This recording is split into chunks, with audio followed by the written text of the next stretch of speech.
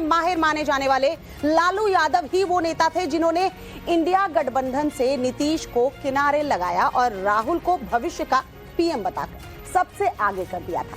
लेकिन अब ऐसा क्या हुआ जो उनकी जुबान पर ममता का नाम आ रहा है? गठबंधन में कलेश की कहानी राहुल के परफॉर्मेंस पर आकर क्यों टिक गई है? सवाल यह भी है कि आगे क्या होने वाला है। क्या कांग्रेस की कुंडली में प्रियंका के सितारे कोई बड़ा योग बनाने वाले हैं? स्पेशल रिपोर्ट अपनी दिखाते हैं, देखिए समझ आए।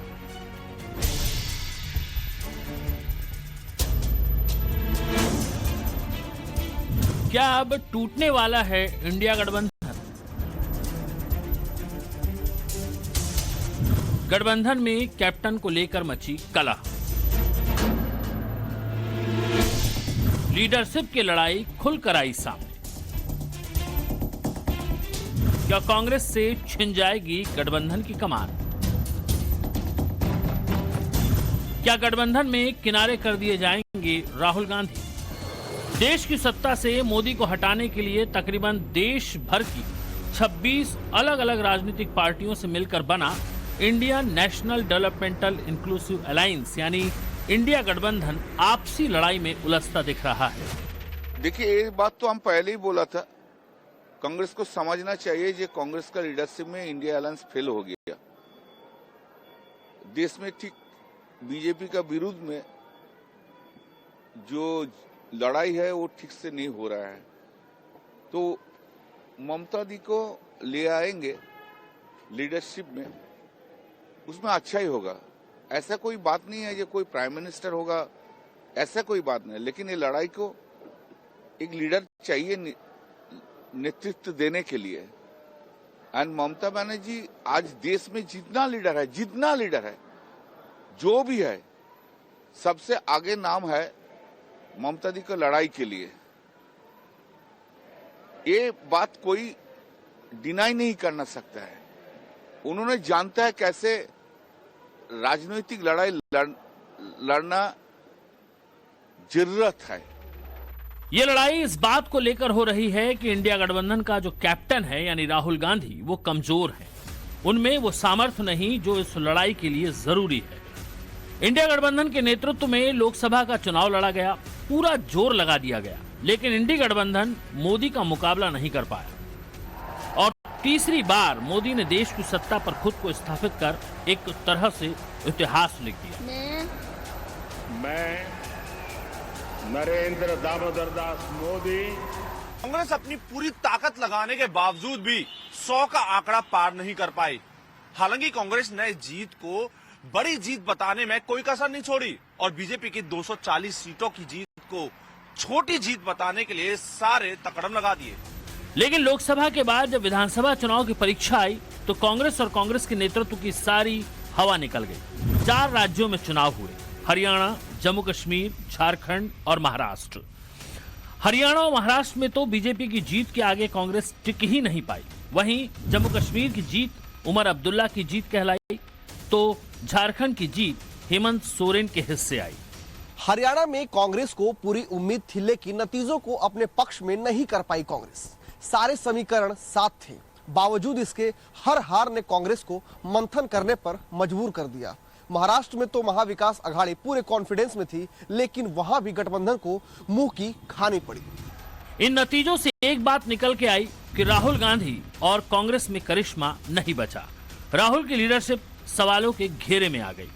जो एकजुटता मानसून सत्र में दिखाई दी, वो एकजुटता शीतकालीन सत्र में न सिर्फ गायब थी, बल्कि राहुल के खिलाफ विरोध के सुर भी तेज हो गए। कैसे अलग थलग दिख रहे हैं राहुल और राहुल की कांग्रेस, ये हर कोई देख रहा है। राहुल संसद में अडानी का मुद्दा उठाने की जिद पकड़े हुए हैं, लेकिन गठबंधन का उन्हें साथ नहीं मिल रहा। अमेरिकी उद्योगपति जॉर्ज सोरोस से कनेक्शन और फंडिंग पर गांधी परिवार और कांग्रेस घिर रही है, लेकिन इंडी गठबंधन का कोई साथी राहुल के बचाव में खड़ा नहीं दिखाई दे रहा। अडानी के मुद्दे पर इंडिया गठबंधन के 2 घटक दल समाजवादी पार्टी और टीएमसी कांग्रेस से अलग थलग खड़े हैं। खास बात यह कि 66 सांसदों के साथ ये दोनों दल गठबंधन के मजबूत आधार भी हैं। दरअसल नतीजों के बाद से ही राहुल के खिलाफ माहौल बन रहा था। टीएमसी पहले ही कांग्रेस को अहंकार से बाहर आने की नसीहत देती रही। वहीं विपक्ष में दूसरी सबसे बड़ी पार्टी समाजवादी पार्टी के नेता अखिलेश ने महाराष्ट्र के चुनाव में महाविकास अघाड़ी द्वारा सपा की अनदेखी को गंभीरता से लिया। उससे पहले हरियाणा के चुनाव में भी सियासी खटपट देखने को मिली और हाल ही में शीतकालीन सत्र में अवधेश प्रसाद की सीट को लेकर भी अखिलेश की नाराजगी देखने को मिली। समाजवादी पार्टी राहुल के लिए क्या सोचती है, उसके नेता आईपी सिंह के ट्वीट से भी समझा जा सकता है। आईपी सिंह ने राहुल गांधी की एक तस्वीर के साथ अपने एक्स हैंडल पर लिखा कि इन्होंने जिद कर ली है कि ये अब नहीं सुधरेंगे। जनता ने, विपक्षी दलों ने बहुत अवसर दिया, इनमें नेतृत्व का घोर अभाव है। उम्र 55 की, दिल बचपन का। 1989 की भांति विपक्ष को नया नेता चुनना ही होगा जो सत्ता परिवर्तन कर सके। लेकिन नेतृत्व को लेकर सवाल आया आरजेडी की तरफ से। राहुल गांधी को सबसे बड़ा झटका दिया आरजेडी सुप्रीमो लालू प्रसाद यादव ने, जिन्होंने दो बातें कही। पहली तो ये कि 2025 में बिहार में आरजेडी सरकार बनाएगी। दूसरी ये कि इंडी गठबंधन की कमान ममता बनर्जी को संभाल लेना चाहिए। सियासत में माहिर माने जाने वाले लालू यादव ही वो नेता थे जिन्होंने इंडिया गठबंधन से नीतीश कुमार को किनारे लगाया और राहुल को भविष्य का पीएम बताकर सबसे आगे कर दिया था।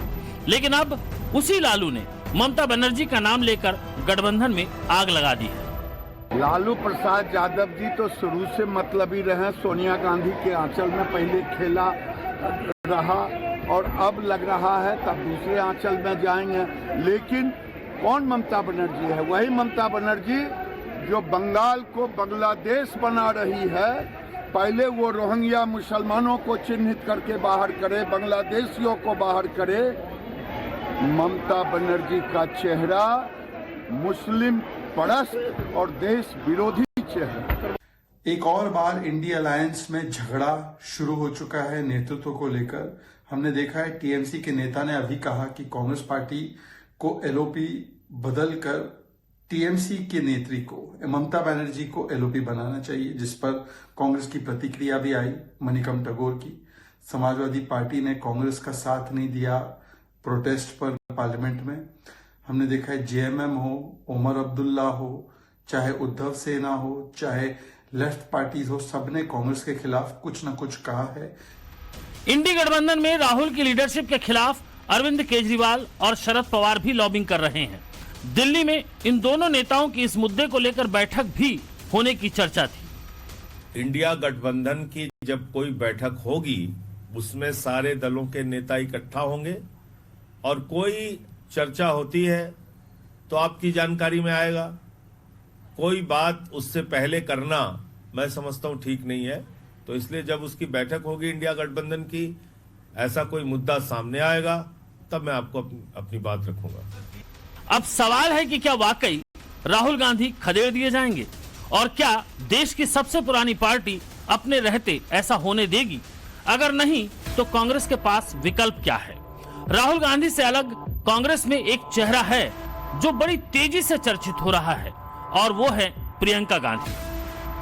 नहीं चल रहा है और सरकार जानबूझ के हाउस को चला नहीं रही है या फिर इनसे चल ही नहीं रहा है, मतलब इन काबिल नहीं है ये हाउस को चलाने के। राहुल की तुलना में प्रियंका असरदार प्रवक्ता हैं। उनमें लीडरशिप क्वालिटी दिखाई देती है, लोगों से वो आसानी से कनेक्ट कर जाती हैं। हाजिर जवाबी प्रियंका के व्यक्तित्व का हिस्सा है और सियासत में वो नई भी नहीं है। संगठन में काम करने का प्रियंका के पास 20 साल का लंबा अनुभव है। आज न सही लेकिन भविष्य प्रियंका की तरफ देख रहा है। इंडी गठबंधन के नेतृत्व के लिए ममता का नाम सामने जरूर है, लेकिन जिस दिन प्रियंका रेस में आएगी उस दिन ममता बनर्जी से ज्यादा वजनदारी प्रियंका के हिस्से आएगी। फिलहाल चिंता राहुल की है कि वो इस लड़ाई को कितनी दूर तक लड़ पाएंगे। ब्यूरो रिपोर्ट, टाइम्स नाउ, नव भारत।